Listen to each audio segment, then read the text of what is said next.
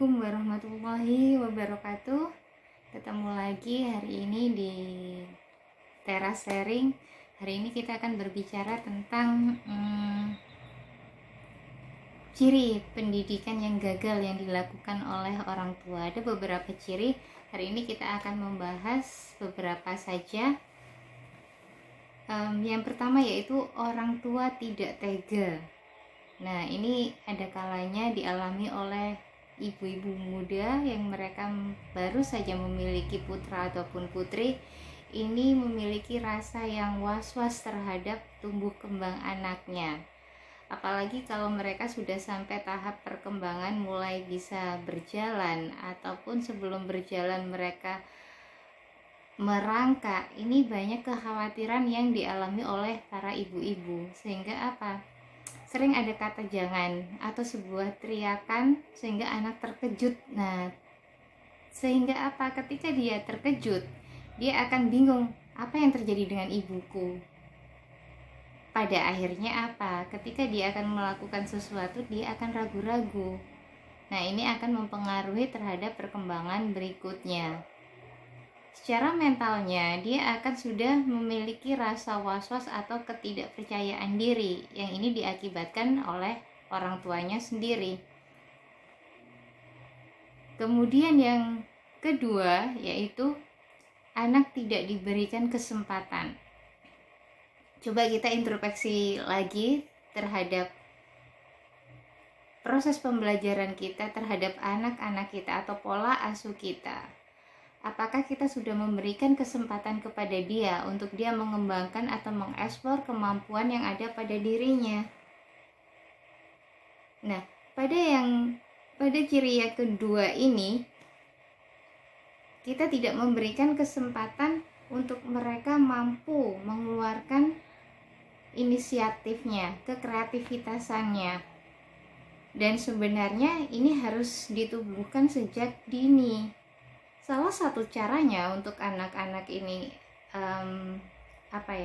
mampu untuk mengeksplor atau kita memberikan kesempatan untuk mereka untuk mampu mengembangkan dirinya, yaitu bagaimana kita memberikan sesuatu kegiatan yang itu dipenuhi dengan tantangan. Dia akan selesai sendiri atau mereka mengerjakannya sendiri. Atau kalau kita misalkan sekarang dalam proses pembelajaran anak, ketika anak mengalami kesulitan, itu orang tua sudah terburu-buru untuk menyelesaikannya, kurang sabar menunggu. Berilah mereka waktu untuk mereka mampu menyelesaikan dari setiap tahap tugas atau pekerjaan yang sedang mereka lakukan. Terutama kita introspeksi sekarang, proses pandemi COVID-19. Setiap anak yang sekarang harus belajar daring di rumah, mulai dari anak usia dini, anak sekolah dasar, ini rata-rata mereka untuk melakukan setiap tugasannya itu didampingi oleh orang tuanya. Beberapa dari saya ngobrol dengan beberapa orang tua ataupun beberapa guru yang mereka memang menangani untuk anak-anak usia dini di taman kanak-kanak ataupun misalkan anak SD yang kelas rendah. Kalau dari persepsi, kita ngomong dari persepsi guru dulu ya. Kalau dari persepsi guru, mereka menyampaikan bahwa Masya Allah, nilai dari anak-anak untuk tugas sangat luar biasa. Ada kalanya anak-anak yang ketika sekolah aktif di sebelum pandemi COVID, itu mereka hasil karyanya, mohon maaf, kategorinya biasa. Tapi setelah pandemi COVID ini datang, Masya Allah, meningkat sekali. Hasil tugas karyanya itu jauh dari ketika sebelum COVID-19 datang. Ini kalau dari sisi guru yang ada di sekolah. Jadi mereka menanggapi pandemi COVID-19 untuk beberapa anak berdampak pada meningkatnya nilai atau meningkatnya kreativitas dari anak-anak ketika tugas terselesaikan dan dikumpulkan ke guru di sekolah. Sekarang kita lihat dari persepsi orang tua. Dari persepsi orang tua, ketika anak mengerjakan tugas, maka tugas harus selesai karena ada deadline. Mungkin orang tua akan merasa malu ketika anak tidak menyelesaikan tugas tepat waktu, tidak sesuai dengan deadline. Atau orang tua merasa malu nanti ketika harus menyetorkan tugas datang ke sekolah untuk menyampaikan tugas anak-anaknya, ternyata hasilnya kurang maksimal. Pada akhirnya apa? Orang tua akan melakukan tindakan instan. Bagaimana nanti tugas yang didapat oleh putra ataupun putrinya itu akan mendapat nilai yang sempurna. Dan ketika mengumpulkan kepada gurunya, para orang tua ini tidak merasa malu. Karena apa? Tugasnya maksimal, bagus, sesuai dengan standar yang diberikan atau standar kebagusan menurut guru maupun orang tua. Mungkin alasannya juga orang tua banyak pekerjaan, sehingga kalau tidak dihandle dengan cepat untuk masalah tugas ini, maka tugas dari orang tua terbengkalai. Hal ini mungkin menjadi hal yang sangat membuat kita serba salah.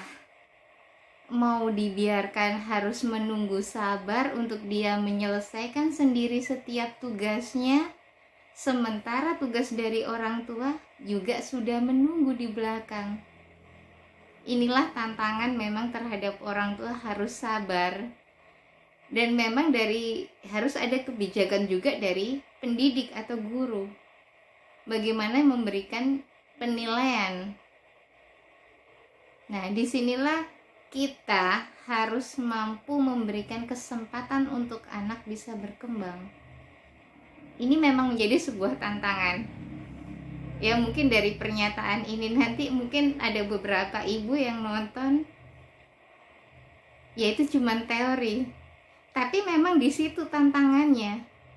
Bagaimana kita memberikan kesempatan untuk putra-putri kita supaya dia mampu untuk berkembang secara maksimal. Jadi jangan apa-apa serba instan, terus kita penuhin. Kita selesaikan hari ini juga, jam ini juga. Kembali lagi, itu kemungkinan yang bermain adalah keegoisan dari orang tua untuk mencapai apa atau ekspektasi dari orang tua bahwa nanti nilai dari tugasnya bagus dan pekerjaan kita tidak terbengkalai. Padahal di sini tantangan kita sebagai orang tua memang harus bersabar. Ketika kita melihat dia dalam proses pengerjaannya agak lambat, tidak sesuai dengan waktu, kita harus bersabar untuk mendampinginya. Karena ini akan berpengaruh nanti kelak ketika dia sudah tumbuh menjadi anak-anak, remaja, dan menjadi manusia dewasa. Kemudian ciri kegagalan bahwa kita gagal mendidik yang ketiga, yaitu anak selalu dilayani. Kemandiriannya tidak akan terbentuk ketika apa-apa itu disediakan dengan mudah. Anak-anak tidak memiliki tantangan ketika semuanya sudah serba ada. Semua dilayani oleh ibunya, oleh ayahnya, oleh kakaknya, oleh neneknya. Dan hati-hati untuk orang tua yang memang mereka tinggal dengan mertua atau orang tua sendiri atau kakek nenek dari anak-anak kita, itu hati-hati. Kadang kakek nenek mereka itu pelayanannya lebih super daripada orang tuanya sendiri. Nah, ketika anak-anak sudah terbiasa dilayani, mereka akhirnya apa? Mereka jadi orang yang tidak akan pernah melakukan suatu usaha untuk mendapatkan sesuatu. Padahal hidup di bumi ini itu adalah sebuah tantangan untuk dia nantinya bisa memberikan sesuatu atau mendapatkan sesuatu, bukan karena dia dilayani, tapi bagaimana dia harus bertindak. Ada sebuah tindakan. Bayangkan sekarang, ketika dia membutuhkan sesuatu dalam hal yang kecil, anak-anak TK misalkan ya, paling tidak anak TKA itu sudah bisa memakai sepatu sendiri. Tapi pada kenyataannya, dia pakai sepatu pun masih dibantu oleh orang tuanya. Bahkan ada yang SD pun mereka masih belum mampu memakai sepatunya sendiri, SD kelas 1. Ada apa ini? Siapa yang salah?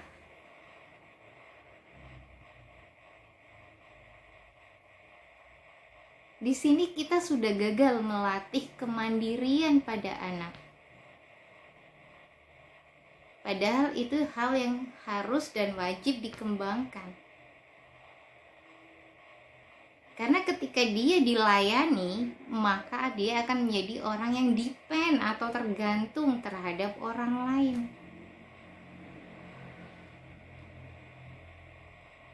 Nah, ini hati-hati orang tua.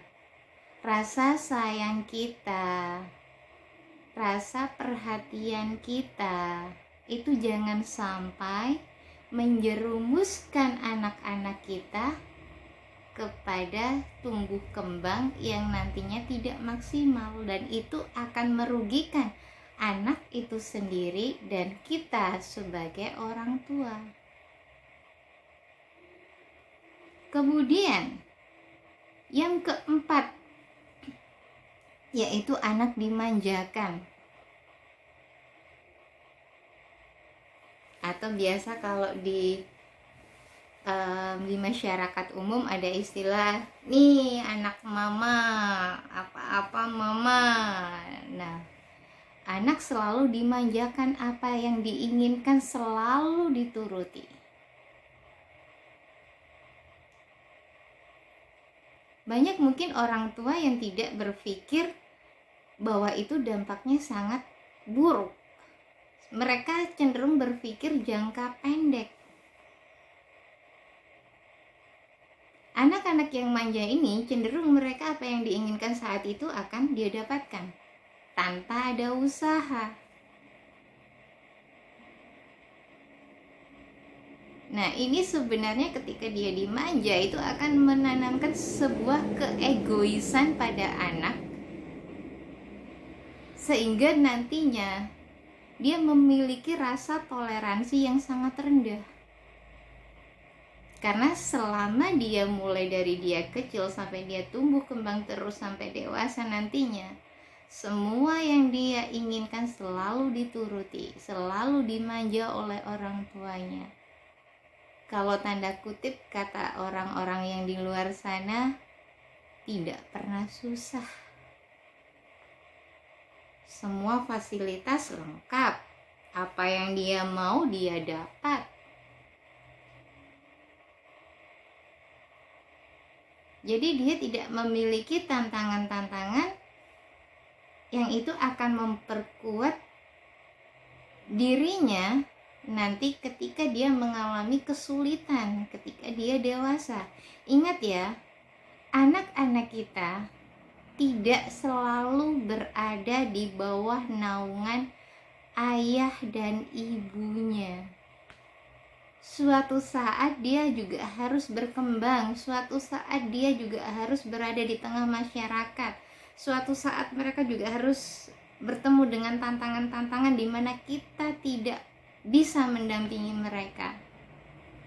Apakah kita tega nantinya mereka hanya bisa menangis meratapi nasib karena mereka tidak memiliki sesuatu daya juang? Karena efek dari apa? Orang tua selalu memanjakan anak. Kemudian yang berikutnya, anak dijadikan raja kecil. Nah, kita bisa bayangkan ya, seorang raja. Seorang raja tentunya dia memiliki sesuatu ciri khas, yaitu berkuasa.